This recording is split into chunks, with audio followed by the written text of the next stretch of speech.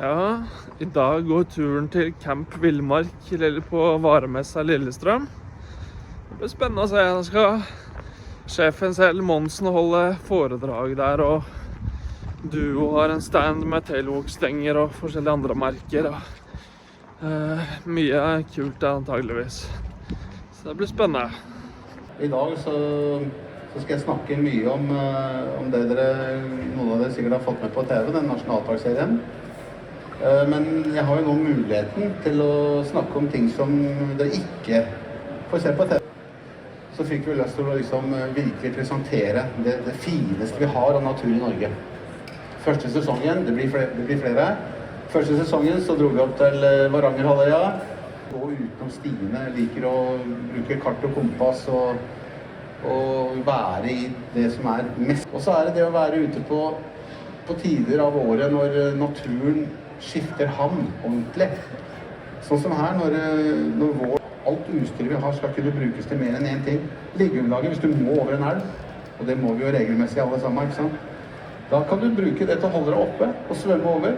Og den der tilfredsstillelsen man opplever når man faktisk skjønner at jøss, det her gikk jo bra. Jeg klarte å svømme over en elv med sekk på ryggen. Pris på en beta med geitost, ikke sant? Og som forlot stiene, veiene med en gang. De gikk ut i terrenget. De visste hvor tiuren holdt der, hvor elgtråkket var hen, ikke sant?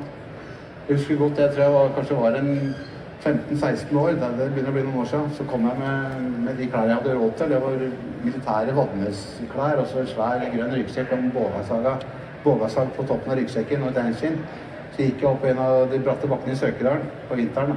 Så kommer en gammel kar mot meg, så stopper han, så ser han på meg, så sier han «Gudskjelov, det er noen igjen». Det husker jeg, altså. Den er ikke så veldig redd for oss mennesker. Du skal ha veldig respekt for den og holde avstand, men der kan du faktisk se den. Når det gjelder tamrein er jo en ting, men villreinen, der har vi et eget ansvar.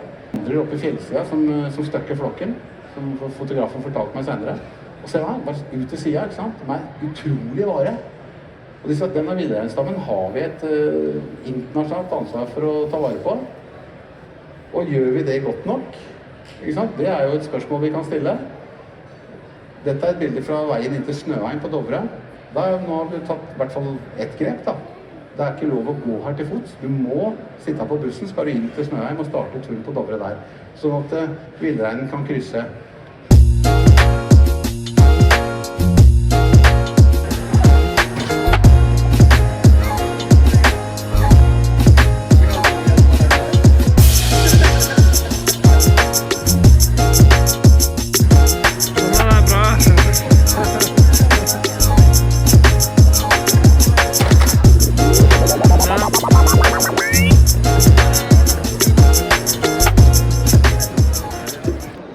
Da er vi på Duo og Pike Valleys og tailwalk-standen her. Litt stenger, forskjellige tailwalk og andre merker her. Og her borte står sjefen selv med litt forskjellige Duo-woblere på veggen. Hva sier du, Pike Valleys? Hva skal jeg si? Nei, ikke noe spesielt. Her har vi en bra kar fra Vinger. Ja. Det er mye bra her da. Ja, da har vi hatt en fin dag på Camp Villmark i dag, og fikk kjøpt litt en wobbler og et par hengekøyer. Så vi fikk testet packraft, jeg og tanta mi fikk testet packraft i stort basseng, som var gøy, og det kan være verdt å se på etter hvert, og ha med Villmarka det også. Og så har vi hørt på Monsen tale litt i dag, og vært på Duo og Tailwalk Pike Valleys-standen, sett litt, og sett på et par andre boder her og der. Så kul dag. Selger på utstyret her som jeg har kjøpt for dagen da.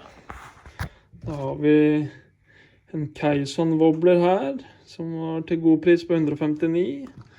Og så var det disse her hengekøyene her.